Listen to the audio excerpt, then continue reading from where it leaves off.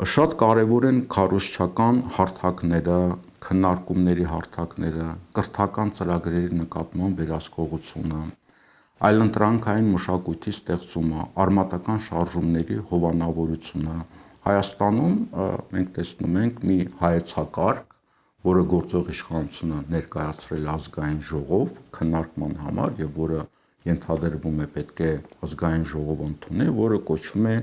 իրական Հայաստանի գեղագիտության տեղորոշման եւ աջակցության հայեցակարգ, որի ամբողջ նպատակը այդ եղած արժեքների ոչնչացումն է եւ նաեւ դա հենց իրական Հայաստան կոչվածն է, այսինքն իրական Հայաստանը որևէ կապ չունի ավանդույթների հետ, նախկին պատկերացումների հետ, դրա համար պետք է նորից գրվեն